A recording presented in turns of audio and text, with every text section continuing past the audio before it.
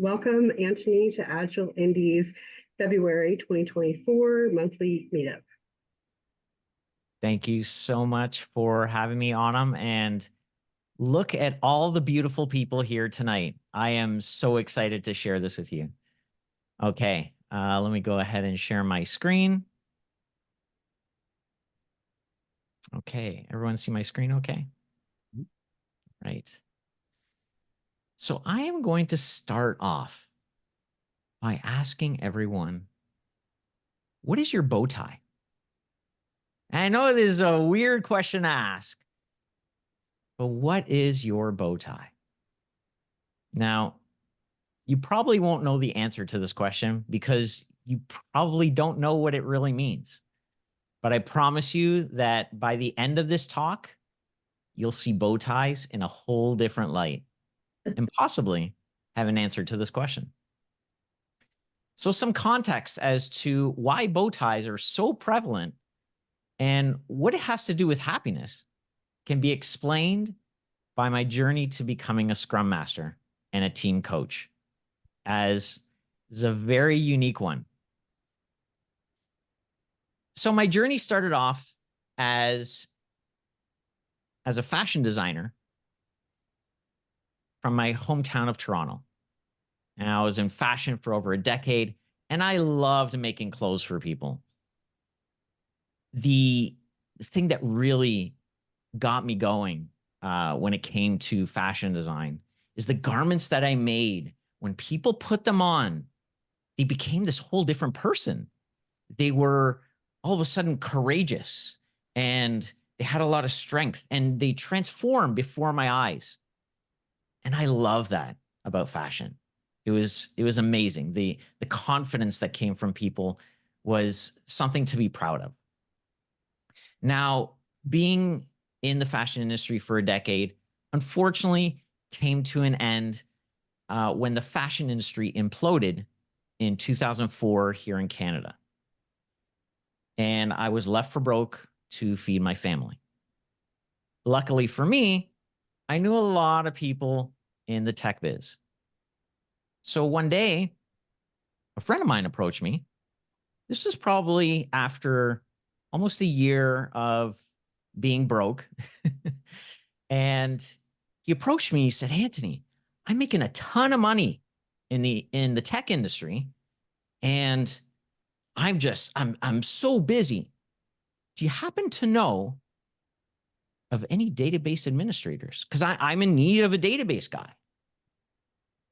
And I didn't know what came over me, but the first words out of my mouth were, give me a week, I'll figure it out. And if I can't, I'll find you somebody that can. He said, all right. So there I was, scouring the internet, looking for tutorials on how to program databases. Sure enough, all I could find were ebooks. And for me, back then, as a fashion designer, understanding schemas and tables and joins meant absolutely nothing to me. So after a couple of days, I realized I can't do this. I need some help. So I turned to my wife. I said, honey, going back to school. She said, you're doing what? I said, I'm going back to school. So I went to a local community college, took out a $20,000 loan, and took a course on database administration that next week. After a year in school, I finally got out. And after 6 months of graduation, I landed my first job as a Unix administrator. And it was so amazing. I finally had the confidence to feed my family, to make sure that everyone was taken care of. And I got to test the waters of reinvention because I was reinventing myself. I was no longer a fashion designer. I was a systems administrator. So there I was. And I continued on this journey for approximately 9 years as a sysadmin in tech. And through those 9 years, I have so many stories to share. But there's one story in particular that really shifted my mindset forever. And it started off in a basement. It was gloomy. It was sad. And this basement was where the IT department sat in an organization that I worked at. And every day for 2 months, I walked in to this gloomy environment. And it wasn't just me. It was everyone else around me was sharing this gloominess. And there came a point where I was like, enough is enough. I cannot do this anymore. I want to come to work happy. And so that Tuesday night, I did what any other fashion designer would do to make themselves feel better, and that is seek retail therapy. So I went down the street to a local store that I've been shopping at for a while. And back then, I used to wear some ties. Had a nice crisp shirt, had some nice pressed pants. So I had to have a tie to go with it. So I was looking at the tie section, but I noticed one tie that stood out, and it was a bow tie. I'll never forget. It was a green check bow tie, and it made me smile. For once in the 2 months that I've been at work, something made me smile. Something allowed me to shine. And I thought that was a sign. So I picked up the bow tie, I purchased it, and I went home that night. And I said to myself, tomorrow I'm going to wear this bow tie because it brought out something in me that I've been missing. And this is what I need to go into work with. So Wednesday morning, I went in with a bow tie and a big grin on my face. And I'll never forget, as soon as I walked in, the first lady turned to me and she said, Antoni, what's with the bow tie? I said, well, it made me smile, so I had to purchase it. And here I am. Is it making you smile? She said, yeah, absolutely. I said, awesome. And as the day went on, the environment around me had changed. People were smiling. People were asking me, Antoni, what's with the bow tie? With this big grin. And it kind of changed the environment. It was no longer this gloomy environment. It was something to be happy about. It was something that made me, this energy made me want to come back to work. It made me engaged again. And people were talking, people were collaborating, people were laughing. And it got so popular that this energy, that I decided, you know what? I need to have this moment live on. So I decided that every Wednesday, so on Hump Day, and for those of you who aren't familiar with Hump Day, in the North American environments, work environments, this is considered the hardest day of the week. So once you get over the Wednesday hump, it's smooth sailing from there. So I figured on Wednesday, on Hump Day, I will wear a bow tie to commemorate the idea of happiness and positivity and that beautiful energy that surged through the department that day. And it became quite popular. It became something that people look forward to a point where people came to work wearing bow ties and dressing up. And this energy was so fantastic that it was not only the catalyst to every Wednesday, but it was the catalyst to happiness for the rest of the week. People looked forward to it. I looked forward to it. And this was my entry into happiness, into the workplace. Now, what I didn't know is that this was a positivity experiment, which later on I would understand would be the initiator of happiness at work in the happiness blueprint.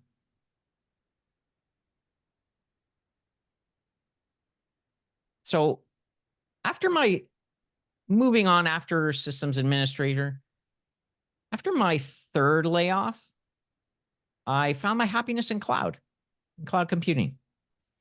And I had my head in the clouds for approximately 7 years, going through a bunch of different roles, cloud engineer, DevOps engineer, finally cloud trainer.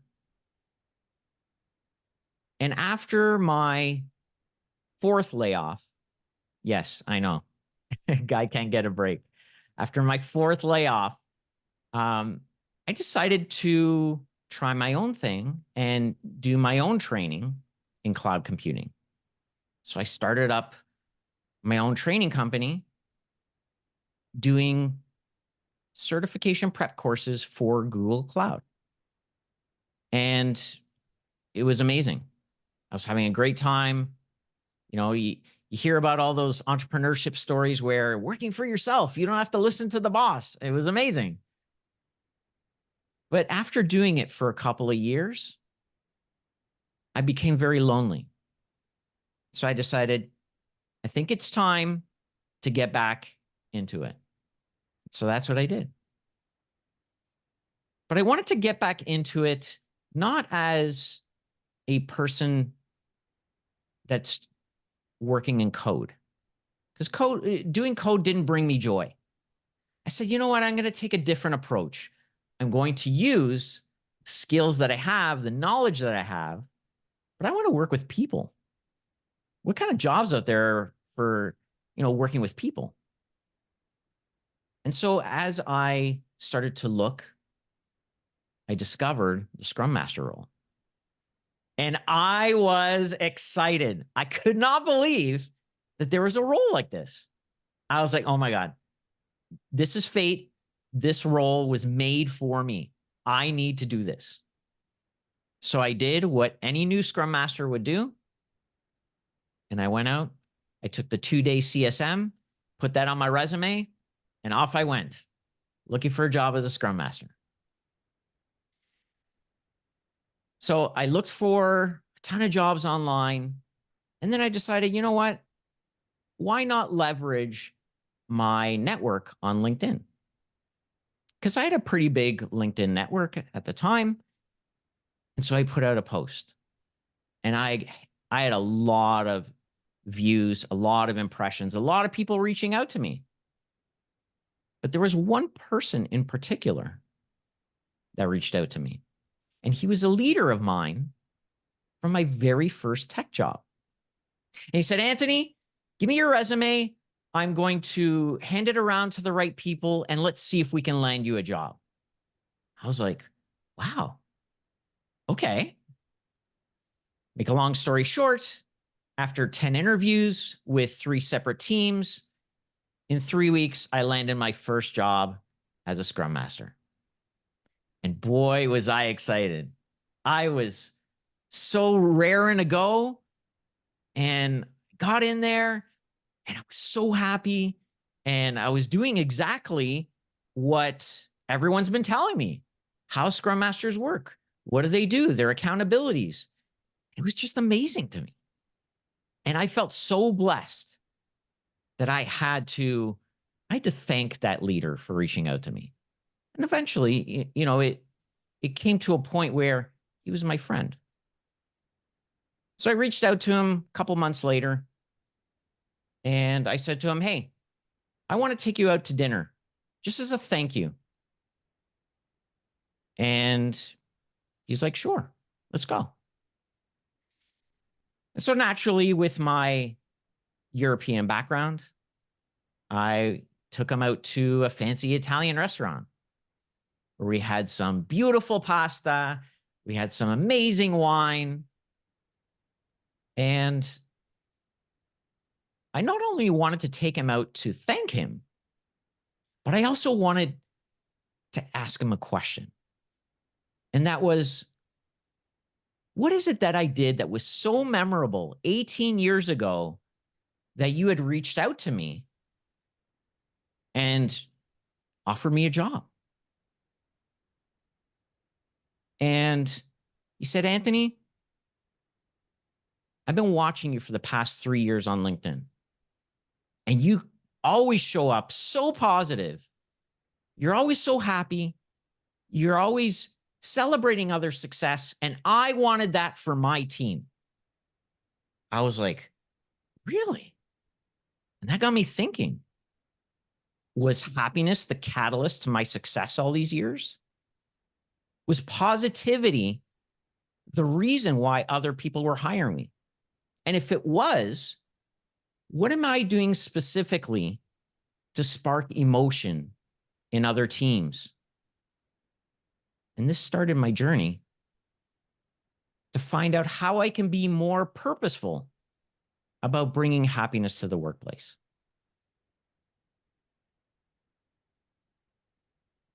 Okay, I'm going to switch gears for a second here. And I'm going to stop sharing. I can find my mouse. And I am going to share my other screen.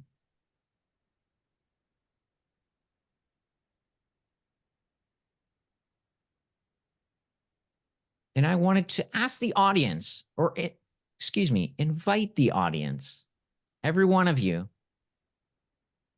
to answer this question.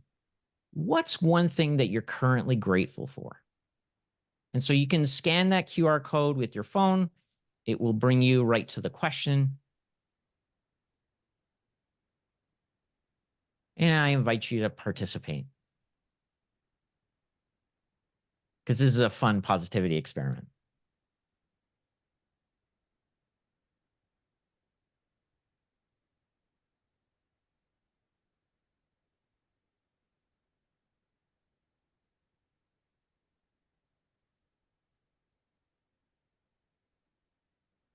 Give everyone a couple of minutes.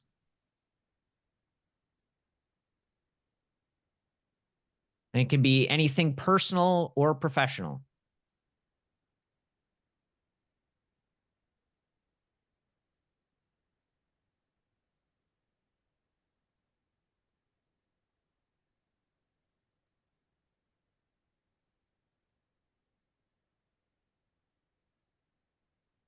Family, health, support, coworkers, animals, air. We definitely take advantage of that. A good glass of wine. Whoever wrote that, thumbs up.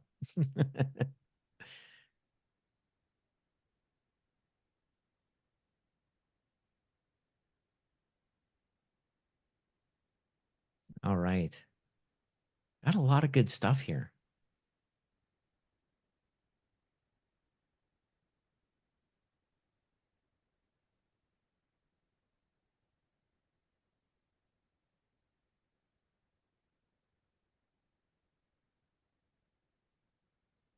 All right. So now I have to ask, or sorry, I would like to ask, how did it make you feel reading this? Did you have a positive experience or a not so positive experience? And I'd love to see some thumbs up if you had a positive feeling while reading all these beautiful, grateful acts.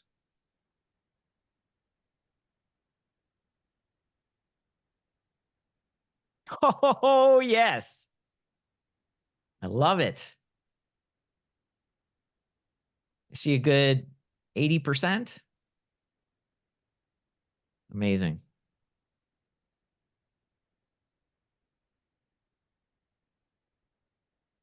Okay, let's get back to it.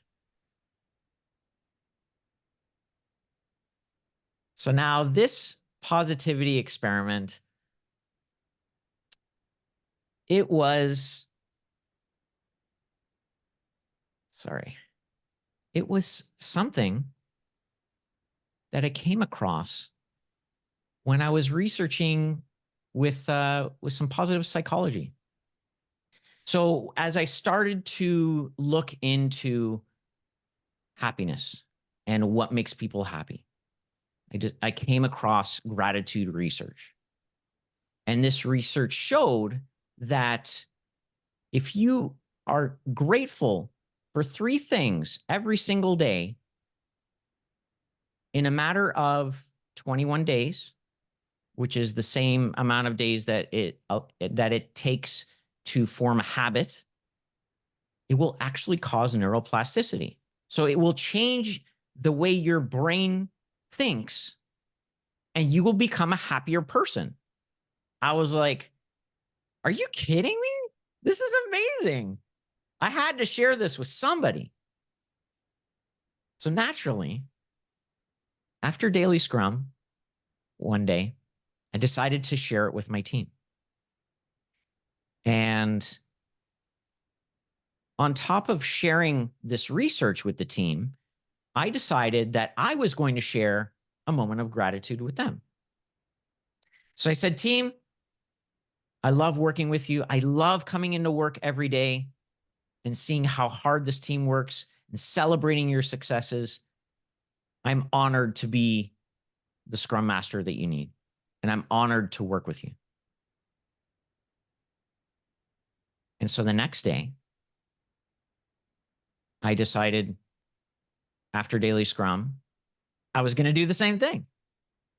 But this time, I invited others to share a moment of gratitude as well. And a couple of people piped up and they shared their gratitude. But what was really interesting is that on the third day, we did it again. I shared a moment of gratitude, and everyone else shared a moment of gratitude. And it became a new event, if you will. It became something that people look forward to after daily scrum every single day. It became so popular that they coined it the gratitude corner. And even one lady who's part of the team, she actually decided, I want to do this at home. And she did it with her family during dinner.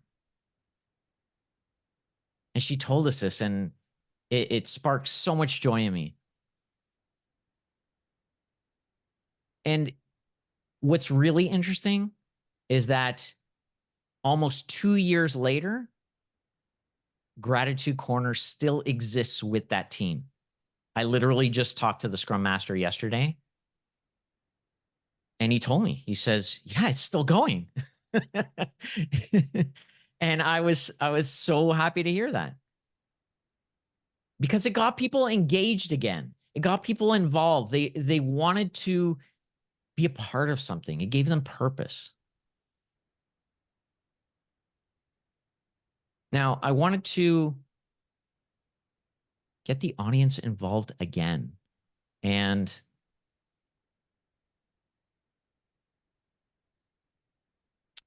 with regards to engagement, what is the percentage of people in the workplace that you think are disengaged? I'm going to go ahead and, if you have Slido open, you're able to go right in. But I am going to share the screen again, in case you didn't. So what is the percentage of people in the workplace that you think are disengaged?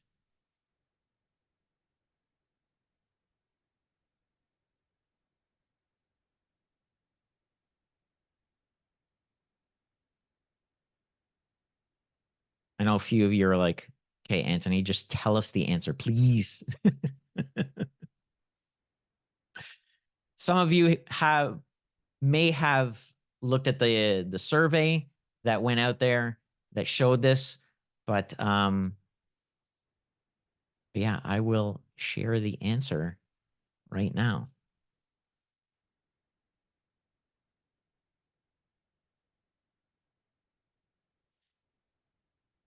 So for those of you who said 60%, you're actually the closest. As the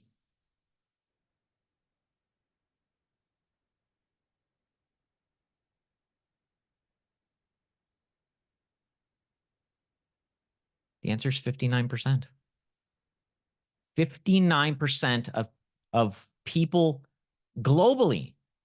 It's not just in North America. This is global. 59% are not engaged. So they're quiet quitting.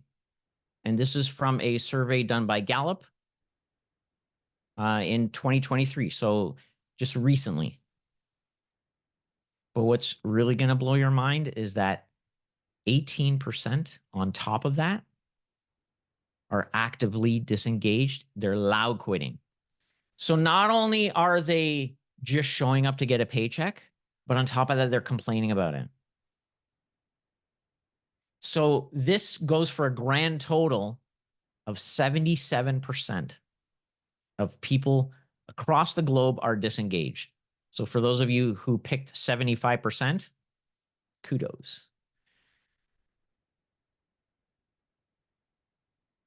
What really scares me is how many people are actually working towards the weekend or working for the weekend for that matter.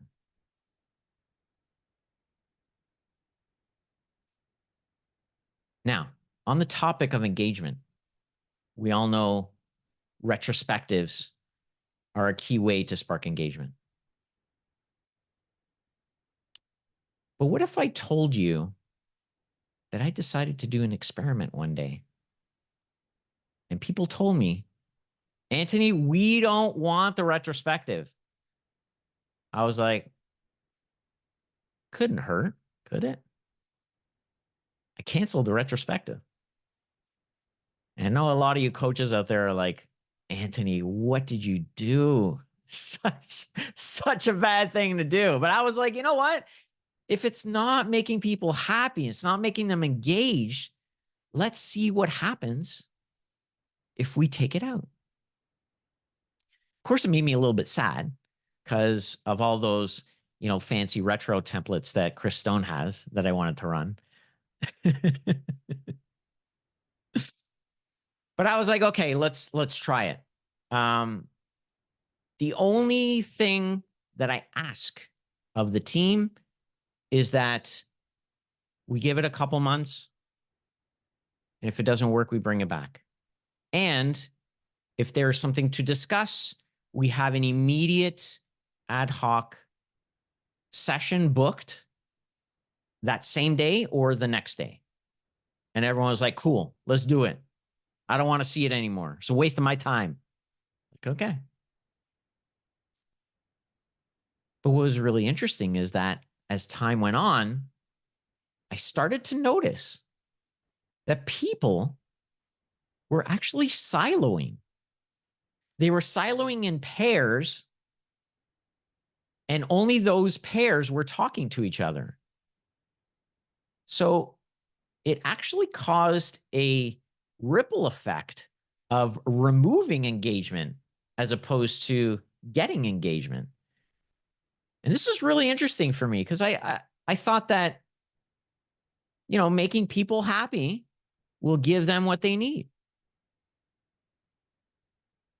And when I really realized it was when one of the team members came up to me and said, Antoni, this is a dumpster fire. You need to intervene, and you need to intervene now. Now, this picture doesn't quite describe exactly how I felt. This is more how I felt. So see that guy there with the burning piece of bread? That's me. And this was all going through my mind in a split second. Now, as much as I would love to sit here and analyze this, as most of you would probably do, um, yeah, the story came to be is when I heard this, I did an intervention. And so this was probably 3 sprints in. So it's not even 2 months. And I called a meeting and I said, I see what's happening here. And I called out the elephant in the room, and everyone was like, yeah, we noticed the same thing, but nobody spoke up. And I said, so what do you think about bringing back the retrospectives then? And he said, yeah, let's bring it back. So that's what we did. We brought back the retrospective. And it not only brought back a happier moment every 2 weeks, but it actually strengthened the events, the scrum events that we had during the whole sprint. It was amazing. It was collaboration at its best. Now, the stipulation was that yes, we want a retrospective, but we don't want any of the fluffy stuff. We want it to just be work related. I was like, you know what? I'll take it. But sure enough, they ended up talking about the fluffy stuff. Now, although this experiment may have seemed like a failure, it proved to be successful in the end. Now, what was really interesting is what I'm about to tell you next. So, a few months into the job, I reached out to my leader again. Said, hey, we haven't done dinner in a while. Let's go for dinner. It's like, okay. So naturally, I took him to the same place. We went out to that fancy Italian restaurant, had some amazing pasta, some amazing wine. And then during dessert, we had some beautiful cannoli and an espresso. He asked me a question that I wasn't expecting. He said, Antoni, how is it that you're always so happy? What is your secret? I need to know. And at the time, I had no idea. So I gave him some bullshit answer that I knew was a bullshit answer, but it had me reflecting. It had me thinking, what is it about me? Like, what's my secret to happiness? And so as I reflected on this, I realized he was not only asking for himself, but he was asking for others. How can he share the happiness that he has so that others can take that on too? And so this had me thinking about scaling happiness. How is it that I can scale happiness? And what are the things that matter in order to scale happiness? So I decided to go back to the books, and I went back into studying more positive psychology. Because if I wanted to scale happiness, I needed to find the things that matter, the things that made the difference. And so I was not only looking at myself, but I was looking at the data, I was looking at the research and comparing that to the things that I've been doing in my life.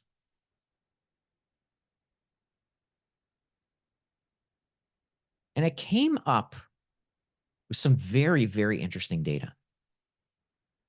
And to my surprise, happiness was a lot more than just the fluffy clouds in the sky and the unicorns that a lot of leaders talk about. And so I wanted to share some of that data with you so that it can open your eyes too. Now, Sean Acor, a research scientist and the world's leading expert on the connection between happiness and success, has shown through his research that positive people show a 31% increase in productivity over the less positive people. 31% people. This is a lot. If you ask anyone, do you want 30% extra productivity from your team? They're going to say, hell's yes. Here's some more data that's going to blow your mind. Happier people have shown to have 79% less burnout. And this was according to a Reich survey that was done in 2019. And as we know, burnout is such a huge topic right now that this struck me.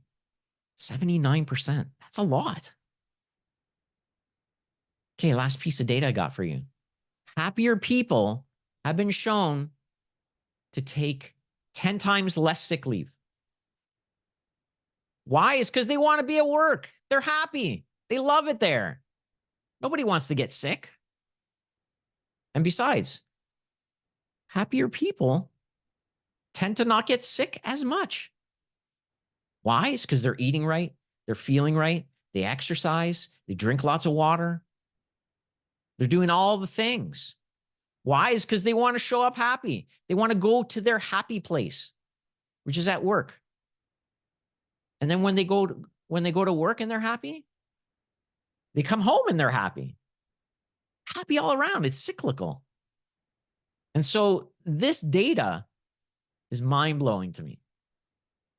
And through this data and the positivity experiments that I've been running, it gave me a clear vision of a model that could support my vision and my mission and my purpose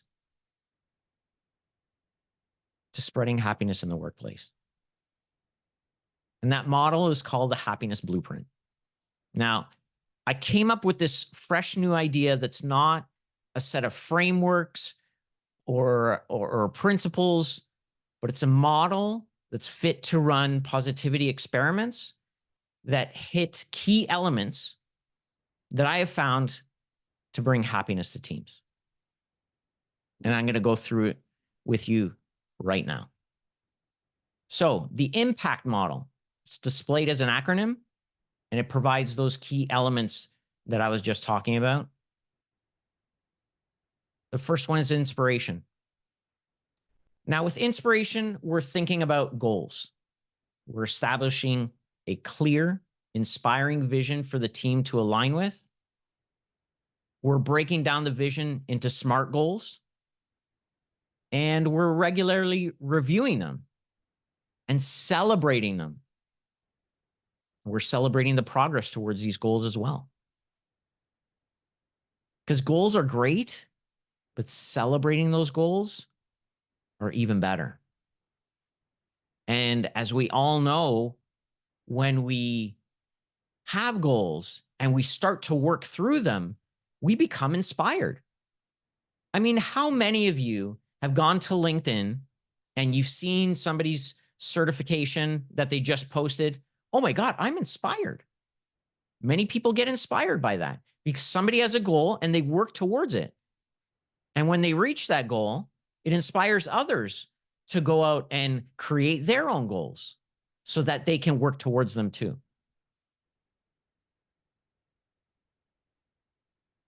Okay, the next key letter is M for mindset. Now, with mindset, we're thinking about fostering a positive and inclusive culture. So we're encouraging open communication, and we're creating a safe space for team members. So you can almost think of it as psychological safety, as people want to express ideas without any judgment. So we're also promoting a growth mindset where learning and improvement are valued over perfection. And naturally, we're celebrating and recognizing individual and team achievements.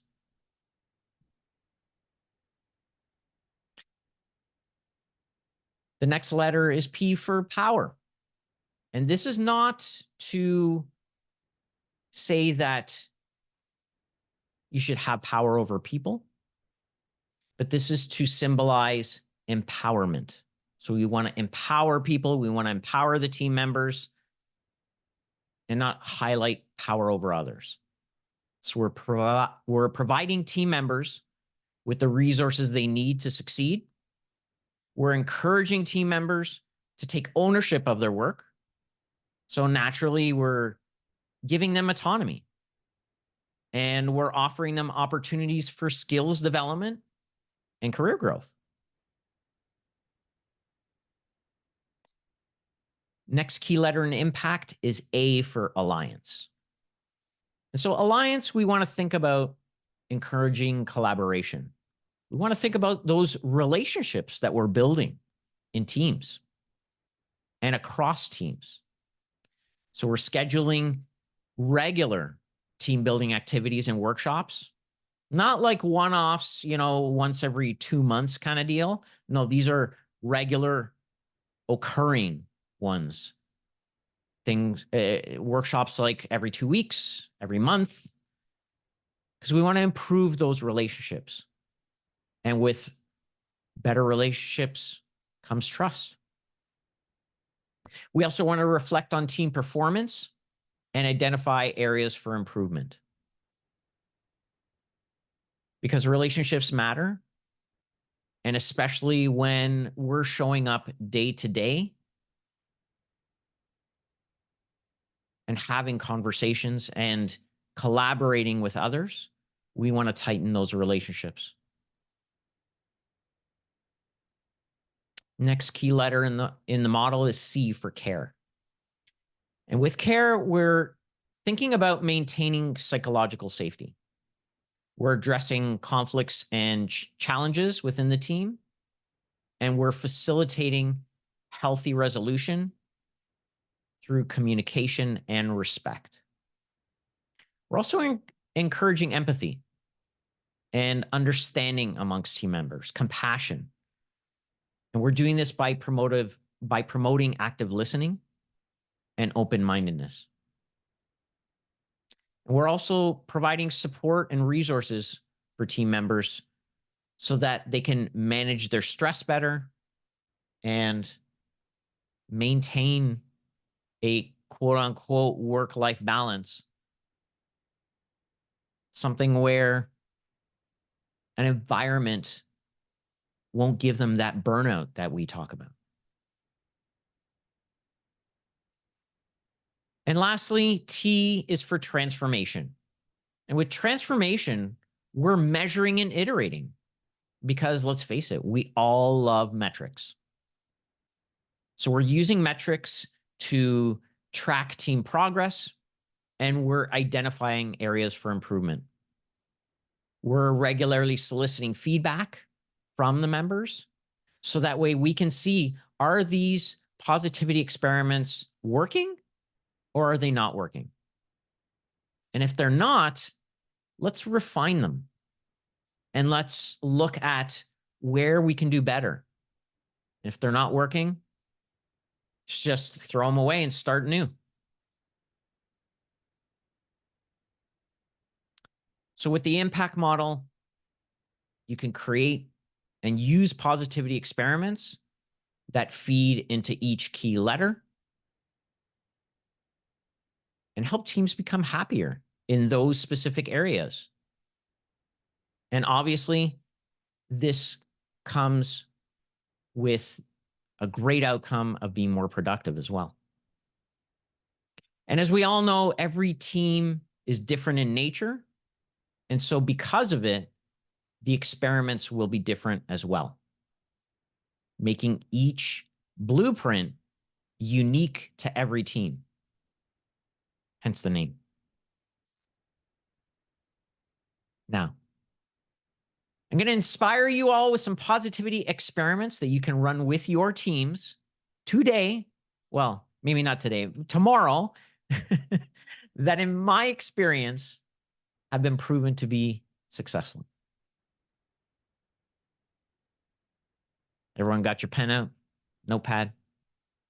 All right. Okay. First experiment, one sum many. So this is all about identifying common team goals and devise a way of achieving them together. So how this would work is each individual on the team writes down a professional goal, a goal that they want to achieve. Then the sum, so you get a couple of people together or two or three people, and they discuss their goals together. And then they find the overlaps. And when they do, then the whole team gets together and they discuss everyone's goals and all the overlaps. And now teams are inspired. Teams have goals. They have shared goals. Plus, they have their own goals.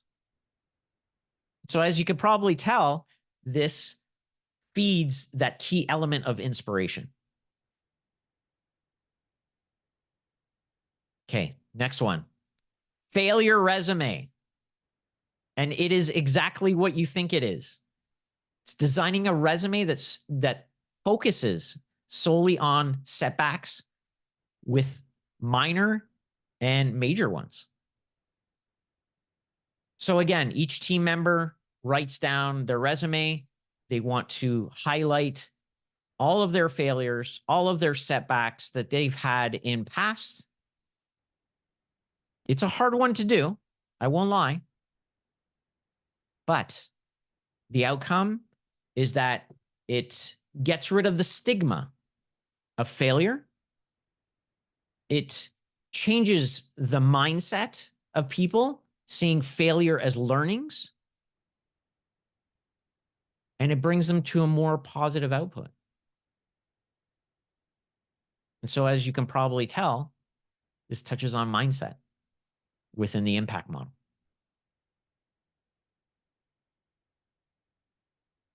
Next experiment, turning you into I. And this is practicing communication using I instead of you in statements. So, why are you so nasty to me? Why do you always talk to me that way? Instead, I feel like this when you do this. I feel like this when you do this. So when you change the you to an I, the person on the other end expresses more empathy, becomes less defensive, and now you're fostering better communication. I did this in a communication workshop one time. And by the end of it, there were tears. So believe me when I tell you this actually works. And this touches on the power element in impact. Next experiment. This is a fun one. It's called window watchers. Now with window watchers, you give people 2 minutes to describe exactly what's happening outside their window at that moment in time. And what's fun about this is that now you get to know the surroundings of where people work and how they live. And some people even share the inside of where they're working. So what does your office look like? And sometimes I like to switch it around. So instead of outside, you do it inside.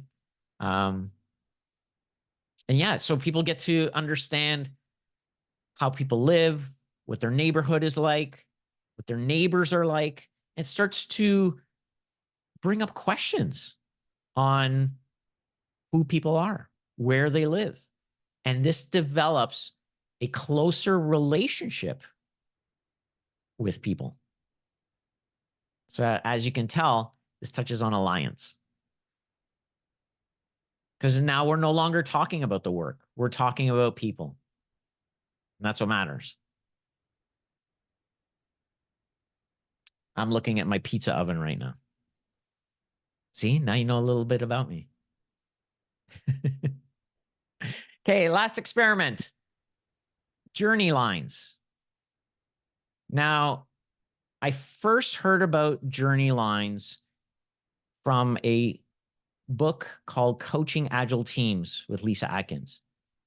If you do not own this book, you need to go out and get it because it is fire, as the kids would say. It is a very, very good book. Getting back to it, journey lines is an exercise to learn about each other and about people. So the exercise is a way to build a map of your successes and your failures from the time you left school to the current. And let me tell you, the times that I've run this, it has blown my mind. It was so crazy, the stuff that you learn about people, their history, their background, the trials and tribulations that they go through. And it gives a space for vulnerability, psychological safety, and it builds trust. So, I mean, it touches on a lot of elements in the impact model, but mostly it touches on care. And I love this. If you have a chance to do this with the teams that you work with, highly recommend it. So good.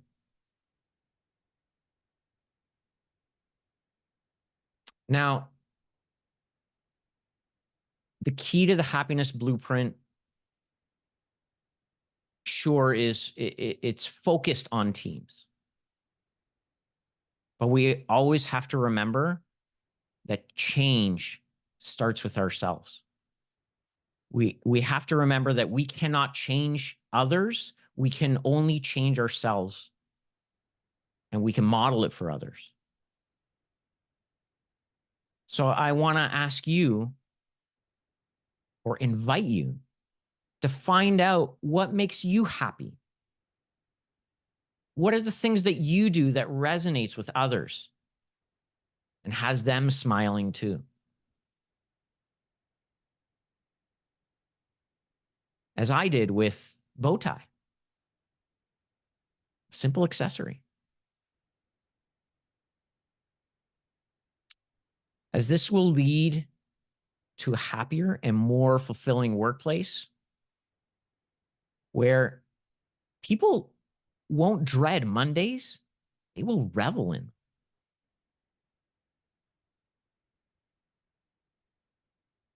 And so now, as I end this presentation, I want to ask you again the very first question that I asked you from the beginning.